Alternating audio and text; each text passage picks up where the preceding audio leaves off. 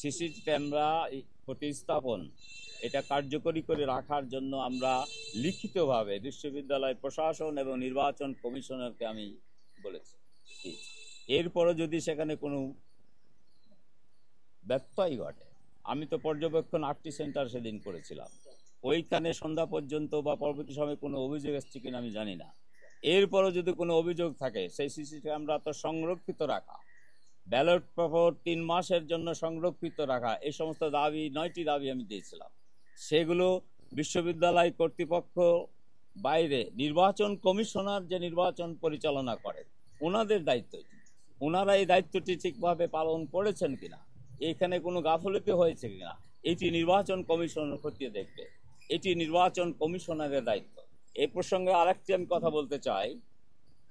2018 যে ইলেকশন হয়েছিল সেখানে আমরা দেখেছিলাম বিশ্ববিদ্যালয়ের প্রশাসন, ভাইস চ্যান্সেলর বা প্রো ভাইস চ্যান্সেলররা নির্বাচন ফল ঘোষণা করে। এইবার আমরা বলেছিলাম যে নির্বাচন কমিশনের প্রধান সহ 10 জন সদস্য আছে, 8 জন কেন্দ্রে কেন্দ্রে 8 জন দায়িত্ব পালন করেছেন রিটার্নিং অফিসার হিসাবে, 2 জন কেন্দ্রে ছিলেন নির্বাচন কমিশনার প্রধান সহ। এর বাইরে নির্বাচনকে সুষ্ঠুভাবে হওয়ার জন্য বিশ্ববিদ্যালয়ের প্রশাসন, ভাইস চ্যান্সেলর, 2 জন pro vice chancellor, treasurer, proctor, ওনারা হচ্ছে সহায়ক। মূল দায়িত্ব হচ্ছে নির্বাচন কমিশনারের। এই জন্য নির্বাচন কমিশনারই ফলাফল ঘোষণা করবে অফিসিয়ালিভাবে, এবং সেটি হয়েছে। এর মধ্যে আপনার যে অভিযোগ, যেটি সিসি ক্যামেরা সম্পর্কে, এখানে যদি কোনো ব্যত্যয় হয়ে থাকে এটি নির্বাচন কমিশনার অবশ্যই এটা জবাব দিবে।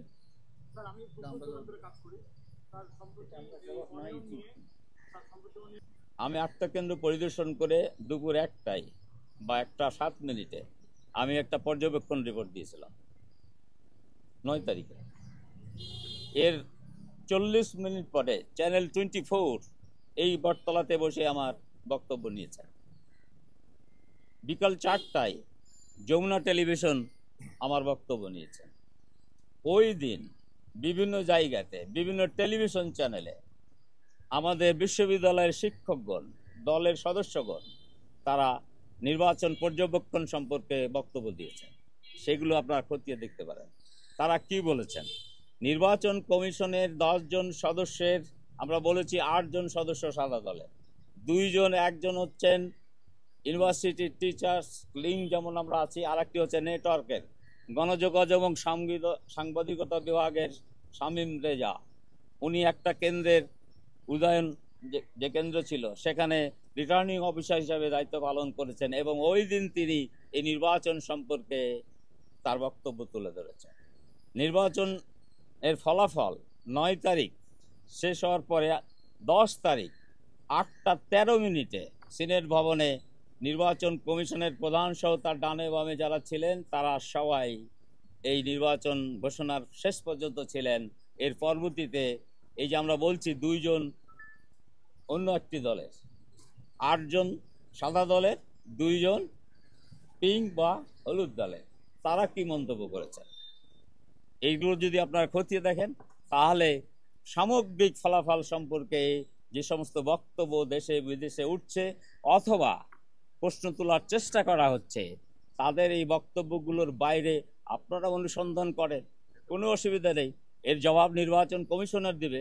বিশ্ববিদ্যালয় প্রশাসন তো আর একটা সাপোর্টিং এই নির্বাচনে।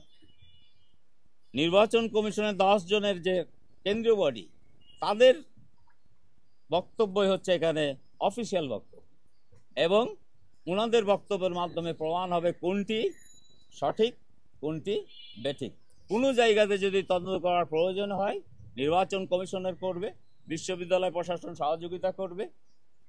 এর মাধ্যমেই এই যে ভুল ত্রুটির কথা বলা হচ্ছে, যে কোনো বিষয়ে, সেটি সিসি ক্যামেরার বিষয়ে হোক, ব্যালট বাক্সের বিষয়ে হোক, ব্যালট পেপারের বিষয়ে হোক, অথবা আরও কোনো বিষয়ে হোক, কোনো হলে তদন্ত হবে এবং নির্বাচন কমিশনার তার বক্তব্য দিবেন, তার মাধ্যমে এগুলো শুরু হতে পারে।